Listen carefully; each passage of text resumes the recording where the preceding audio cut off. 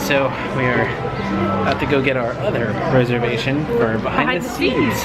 And my aunt has decided not to join us. She didn't want to go on the tour, so she's just gonna go hang out, do something else for a little while we're getting the tour. Hey! Come on, light it up right. There we go. So we're gonna go do behind the scenes, and we'll be back up with her in a little while. Yep, and we're gonna go check in now. It's 4:10. Our reservation's at 4:30. 4:30. Whoop, whoop. So.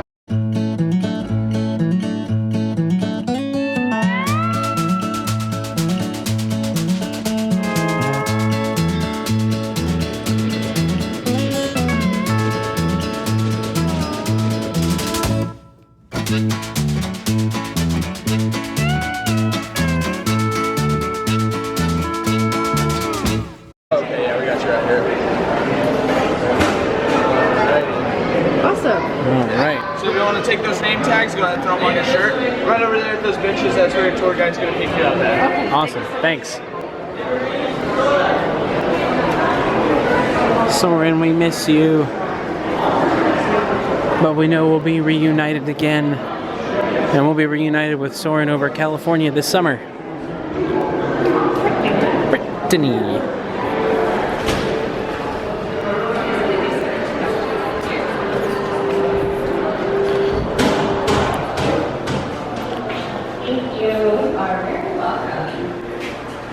Alright everyone, well welcome to the behind the scenes tour. My name is Bree and I'm going to be your guide for the next hour or so as we check out some greenhouses and laboratories. Feel free to take as many photos or videos as you would like. And if you have any questions along the way, do interrupt, raise your hand, and we'll try to get those answered. So a little bit about myself before we get started. I am a 5th generation farmer from North Dakota originally. I recently got my degree in biology and chemistry. And now I am interning in the biotechnology lab. We have a 6-month stint. And so when we get to our lab, or my lab over there, I'll tell you a little bit more about what I do specifically. But before we do that, this is our integrated pest management lab. So of course we do have several greenhouses here at the lands.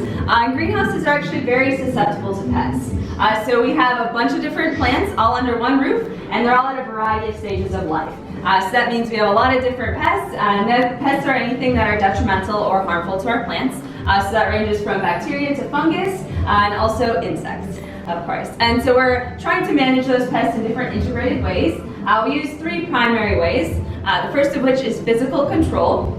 So we have entomology professionals and interns. What entomologists are insect specialists. And they're continuously out in the greenhouses scouting our plant, and they can physically remove that plant to help eliminate those insects from spreading, or physically remove the insects. Second to that, we are using chemical control, applying soft pesticides such as oils and soaps to help eliminate disease and insects. And lastly, what I find the most intriguing, and what we have exemplified behind me here, is a method of biological control.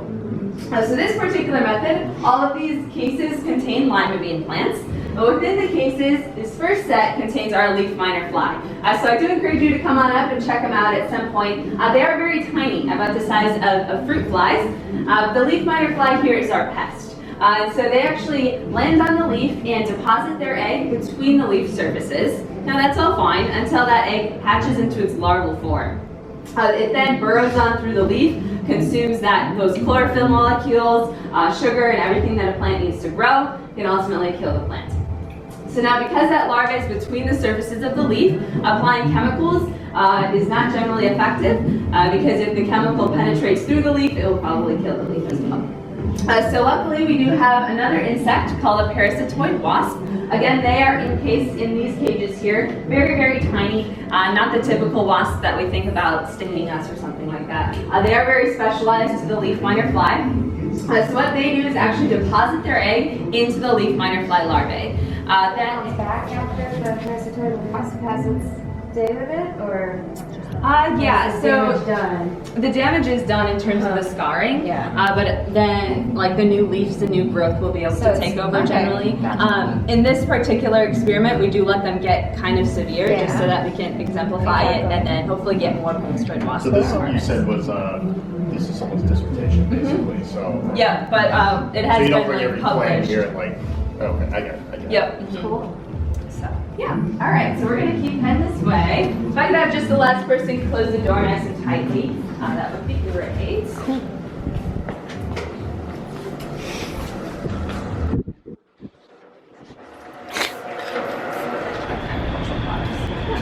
All right. So this is our biotechnology lab. Like I mentioned, this is where I spend a majority of my time. Now, it is a sterile environment on the inside, which is why we're looking out here from the outside. And what biotechnology is a collection of tools and techniques that we're able to use to actually enhance and improve agricultural products at both the genetic and the molecular level. So before we do enter the greenhouses, there are a couple of rules. So everything besides one plant in our greenhouses are edible. So do please refrain from touching any of the plants, not only for your safety, but the safety of our future consumers. And also do please remain on the until times. All right, we're gonna head on in here. You're really bad about staying behind the line, Brittany. You're gonna have to behave. Brittany.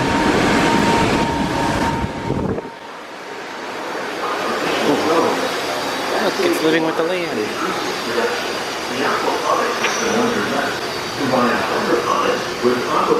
Alright, so this is our creative greenhouse. So this greenhouse we're using creative and innovative methods to produce food. Now most of these are not being used at the commercial scale yet. A lot of it is kind of a preliminary trial to see what is working and what is not. So plants, of course, do need 5 things to grow. We all know that they need water, nutrients, and sunlight. But plants also need aeration and they need support. So notice none of which of those 5 are living soil. And we will not see any living soil throughout all of our greenhouses. Everything that we do is grown hydroponically or soilless. So we do have a water and nutrient solution that we feed to all of our plants. Now that concentration of nutrients is the same throughout all of our greenhouses, but some plants receive more than others. So some are watered 3 to 4 times a day, while some are only a couple of weeks, every week. So the Brussels sprouts over here exemplify all 5 of our needs very well. So they, of course, are not propagated in soil, so they're supported by us. We have Velcro and string. And then within that conveyor there, you might hear the misting. There's actually a constant mist of our water and nutrient solutions onto their hanging roots. And those roots will pass on through the conveyor and they'll be exposed to the oxygen or the airflow, and that does provide the aeration that they need, prevents them from rotting, and decrease our diseases. Same thing is happening behind me on our column pots here. So they're actually watered from up above. There's 4 different watering stations where they will stop and their water and nutrients will penetrate all the way down through these columns here. So like I did mention, everything in here is edible, including the flowers. They will be harvested and sent throughout the Walt Disney World Pavilion. So they go to many restaurants around Walt Disney World, and if they are not human food quality, they do go to Disney's Animal Kingdom, and the herbivores are able to enjoy them. Now we are able to touch this since it's not edible. No one will ever eat it. It is our sensitive plant, so do feel free to touch its leaves and pay close attention to what happens. Oh, it closes up. So we showcase this here because it is very unique. It's a sensitive plant because it does respond to sensory touch. Now this is an advantageous trait because, for example, if a bunch of insects were to swarm this plant, it would actually fold up all of its leaves almost instantaneously and play dead in a sense. So the insects then do lose interest and move on. Also, if it were raining vigorously right now, the leaves kind of create a canopy, meaning that the water goes off in every other direction. But by folding up its leaves, that water penetrates directly into the roots, and that plant then can grow and thrive. So it is so successful that it's actually become a weed in a great majority of the southern United States. Alright, so after you guys are done observing, I'm just going to mimic a windstorm here real quick. So you'll notice, unless the leaves have been touched, it's fairly relaxed. But if wind or rain would come by, shake it up a little bit. Nearly all the leaves fold up. Now in the next 5, 10, 15 minutes or so, the leaves will relax back out and it'll look like normal. Wow. Cool. That's really cool. Oh, that's really cool. Alright. Bye. Really? So like you're all this like rock or like soil, what do you use techniques? That's cool. Yeah, we should get one of those. I can show you. We have some examples down here. So this is our vertical growing system. So it's called Vertigrow. It's basically just stacking 9 polystyrene pots up on top of one another. Now this does save a lot of space. They are again grown hydroponically. So we have these black tubes right up here, and they are in the pots. The pots do have holes in them, so it will penetrate all the way down on through. And so I'll show you exactly what we are growing our plants in. It is actually called perlite. I will pass that around. Now it is popped volcanic rock, and we have that because it is sterile, so we can heat it up to high temperatures and actually kill off any potentially harmful bacteria or fungus. We also start our seeds in rock wool cubes, which look something like this. Because we're not using soil, those seeds do need a little extra support to be able to grow. Rock wool, again, is that spun volcanic rock, and we have had a lot of success with that. And in our next greenhouse, you'll notice we do have some coconut coir. I'll also pass it around. What coconut coir is a ripe, leafy outer edge of a coconut. And so it doesn't provide a whole lot of nutrients or anything, but just enough media to help those roots be sustained. Alright, so we're often asked, can you do hydroponics at home? Is this something that is feasible? The answer is absolutely yes. So this system behind me here, and the 3 up to my right, are all available for commercial purchase. But we're trying to simplify things here a little bit, and we're doing the same thing in a fish tank here. So within that fish tank, we have our water and nutrient solution, and our lettuce plants here are just floating on a styrofoam board. They are in rock wool cubes, and their roots are able to penetrate right down into that water and nutrient solution, and that's how they're able to grow and thrive. Now it is important that we have an aerator or an aeration stone here, so that does provide the oxygen that our plant roots do need. Now we do have to keep it dark, which is why we have this cover on there, and that's because that reduces the algal growth. Because if algae were growing in there and absorbing all of your nutrients, then your plants wouldn't have enough. You're generally not a fan. You're not a fan. But I'm going to give it a try.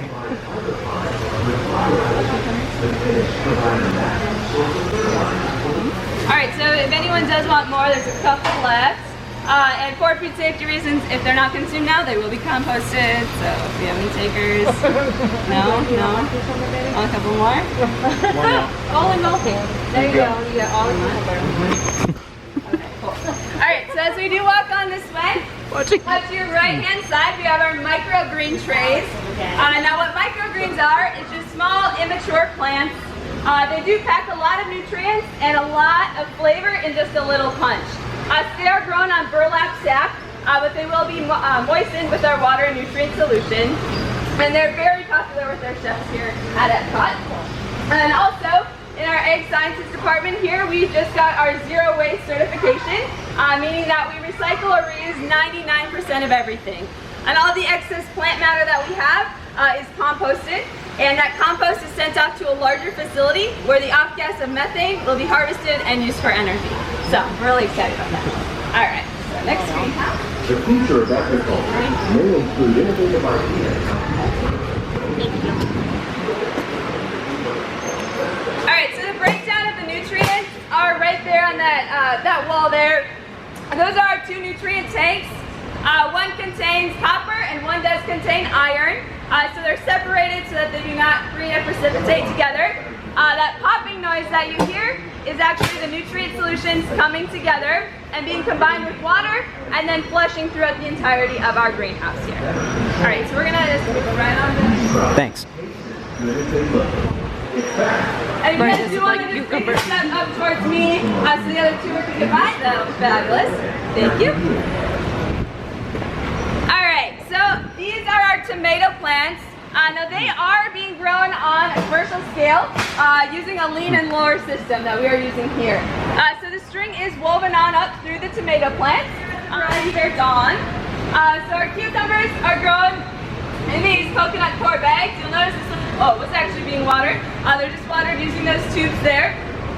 Some of our cucumbers, we put this fancy little contraption on them. This is a mold. So the cucumbers are about the size of a quarter. We put them in the mold, screw it together, and then the cucumber fills out that mold, and that's how we get our lovely Mickey cucumber. So very, very popular with our chefs. It's our population. So we are mimicking that in this greenhouse to a much lesser extent. Smells really So we just harvested our corn. We do have some very young corn plants across the way. And up to the left-hand side, we have our millet, which is actually kind of purple and green in color. And that is the grain that sustains the majority of the African population. Just like the bag. Hey, Donald. And Goofy. Another flower. Alright, there's a couple more trees right in front of us. We have our olive trees. Now they aren't producing any fruit at this time that I noticed, but hopefully in the next couple of weeks we will see some fruit production. Hopefully they'll be ready in time for Cinderella. Yeah, she's got to get to the ball.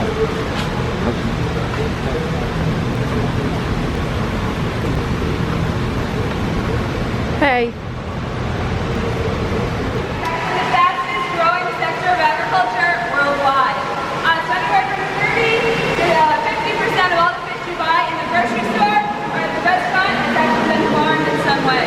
Now this does help reduce the ecological and environmental impact of our French and saltwater fisheries. So here in the land, we have tilapia, bass, and catfish that are started when they're very young, like these tilapia here, and grow to market weight.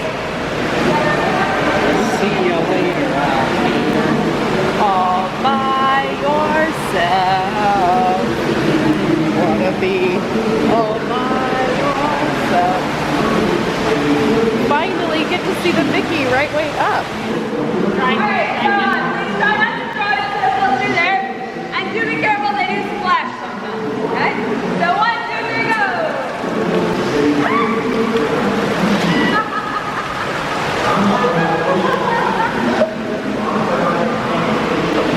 That was cool. Let's be sure, there's about 90 of them in this tank here. They're about 2 to 3 pounds on average and about a year to a year and a half old. So they will be harvested here continuously for the next couple of months. They are a hybrid, meaning they're a cross between 2 species. So that's why if you look closely, some have stripes and some do not.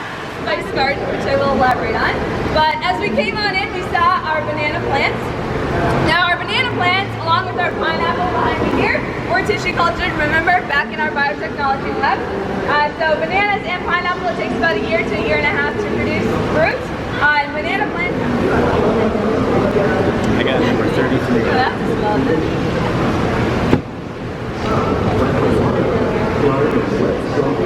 It's not super pungent, but it's pretty strong.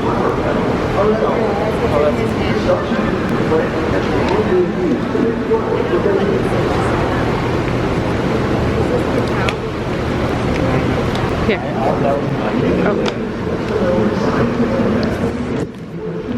Sniff it. Oh. That one's really strong.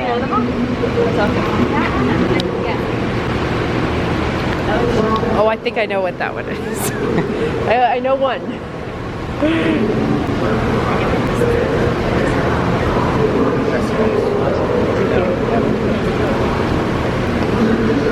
This one is clearly salt, right?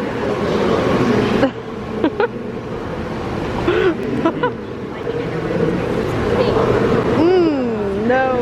Tamarind, not tamarind. This is actually cardamom. Cardamom. Yep, so cardamom comes from that plant right there. It actually, the seeds are kind of closer to the roots, which is kind of nice. 21? Cloves right on. Vanilla. Good. Saffron. Oh, wow, you guys are good. Alright, so they're the top 5. Apparently we don't cook. Do we know what number 1 would be? Like trying to help them grow like in Saudi Arabia. You know, this is what happens when you have a really young looking female parent and you take her to the bar. I totally knew You that. cardamom. I knew that's what you were gonna say. We do want to take these agriculture practices. He's immature. It's difficult to start this.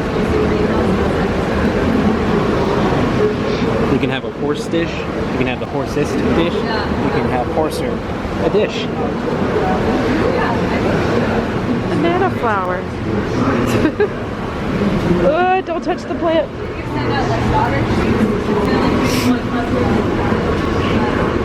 So give us the 15-second review of behind the scenes.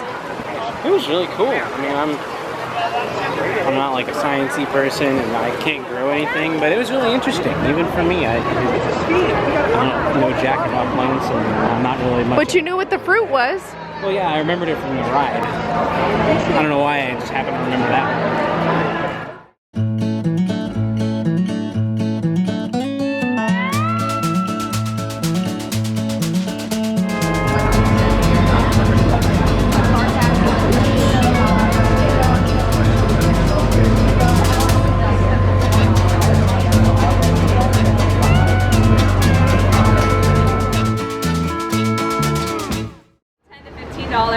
Cardamom's about 30, and then vanilla is anywhere from $50 to $80 per pound. Now that is because there's only one place around the world, and that's just directly south of Mexico City, that has a natural pollinator for vanilla. So everywhere else, including right here in our greenhouse, we have to hand pollinate it. And vanilla is an orchid, but it flowers at night. So when the flowers are open, that's when we have to pollinate it. And so we do come in when it's really, really early in the morning and the sun has not risen to be able to pollinate our vanilla. And that plant is located just right behind me here, kind of the vine with the big, thick leaves. And then lastly, of course, you know, saffron is the most expensive. It's about $1,600 to $1,000 per pound. Now that's because each of these spices are actually the stamen of a crocus flower.